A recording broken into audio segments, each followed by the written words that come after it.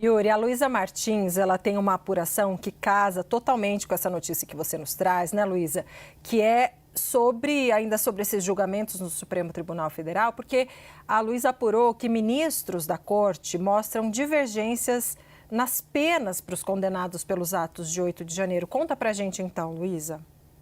Débora, pois é, as ações penais que envolvem as pessoas que foram acusadas, né, pelos atos antidemocráticos de 8 de janeiro, essas cenas que a gente vê agora aí na nossa tela, esses julgamentos têm acontecido ao longo dos últimos meses, né, dos últimos 2 anos e recentemente houve mais um bloco aí de condenações por parte do Supremo. Desde em junho e até o início de agosto, o STF condenou, estava olhando aqui para ver o número direitinho, condenou mais 119 acusados pelos atos antidemocráticos, somando aí já um total que ultrapassa 700 condenações. E desse último grupo, 41 estavam envolvidas diretamente na invasão e na depredação das sedes dos 3 poderes. E é nesse grupo, em relação a esse grupo, que tem havido essas divergências. Antes de qualquer coisa, só para deixar claro, o voto do ministro relator, o ministro Alexandre de Moraes, que é o voto mais severo, tem prevalecido, principalmente com o apoio do ministro Flávio Dino, né? Nessa última leva de julgamentos no plenário virtual, a ministra Carmen Lúcia não participou. Então, Moraes e Dino sempre com votos ali para uma pena mais severa, que chegaram, né, em alguns casos, a 17 anos de prisão.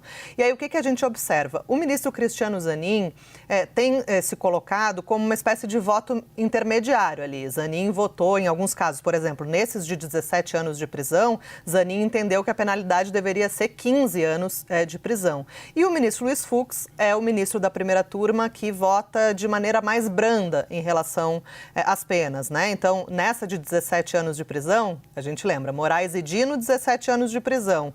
Zanin votou para 15 anos de prisão. E Fux divergiu e indicou 5 anos e 6 meses de prisão, uma pena consideravelmente menor. Então, essa é a tendência que nos bastidores do Supremo, Yuri, Débora, se fala que pode se repetir no julgamento da ação penal sobre a tentativa de golpe de Estado. Lembrando que a gente faz essa correlação da ação penal contra o ex-presidente Jair Bolsonaro e o 8 de janeiro, porque a própria Procuradoria-Geral da República, a PGR, coloca o 8 de janeiro como o ápice, né, da trama golpista, como o ato final de tudo que já estava sendo articulado ali desde que Bolsonaro perdeu as eleições em 2022. Só para concluir, a principal divergência de Fux é em relação aos crimes de golpe de Estado e abolição violenta do Estado Democrático de Direito. Para Fux, um crime está absorvido pelo outro e, portanto, as penas não devem se acumular, mas se sobrepor, e por isso há esse grande alívio na pena. As defesas dos réus apostam que Fux também divirja